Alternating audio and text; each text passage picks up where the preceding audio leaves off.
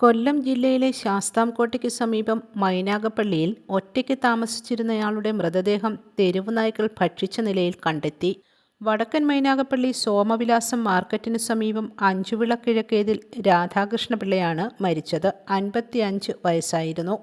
അവിവാഹിതനായ ഇദ്ദേഹം താമസിക്കുന്ന ചെറിയ ഷെഡിലാണ് ഇന്നലെ വൈകുന്നേരം മൃതദേഹം കണ്ടെത്തിയത്.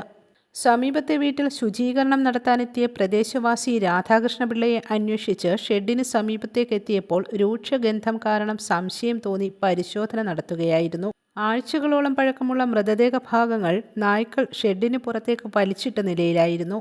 മാംസഭാഗങ്ങളെല്ലാം നായ്ക്കൾ ഭക്ഷിച്ച നിലയിൽ അസ്ഥികൂടം മാത്രമാണ് ശേഷിച്ചത്. തെരുവ് നായ്ക്കളുടെ കടിയേറ്റ് മരിച്ചതാണോ അതോ മരിച്ച ശേഷം മൃതദേഹം തെരുവ് നായ്ക്കൾ ഭക്ഷിച്ചതാണോ എന്ന് വ്യക്തതയില്ല. ക്ഷയരോഗിയായ രാധാകൃഷ്ണപിള്ള മാസങ്ങളോളം ആശുപത്രിയിൽ കിടത്തി ചികിത്സ നടത്താറുണ്ടെന്നും അങ്ങനെയുള്ള സാഹചര്യങ്ങളിൽ നാട്ടിൽ കാണാറില്ലെന്നും പ്രദേശവാസികൾ പറഞ്ഞു. പോലീസും ഫോറൻസിക് സംഘവും സ്ഥലത്തെത്തി പരിശോധന നടത്തി. മൃതദേഹ അവശിഷ്ടങ്ങൾ ശാസ്താംകോട്ട താലൂക്ക് ആശുപത്രി മോർച്ചറിയിലേക്ക് മാറ്റി. പരേതനായ രാമകൃഷ്ണപിള്ളയുടെയും ലീലാവതിയുടെയും മകനാണ് രാധാകൃഷ്ണപിള്ള. ശാസ്ത്രീയ പരിശോധനയടക്കം വിശദമായ അന്വേഷണം ആരംഭിച്ചതായി പോലീസ് പറഞ്ഞു. ന്യൂസ് ബ്യൂറോ, കൊല്ലം.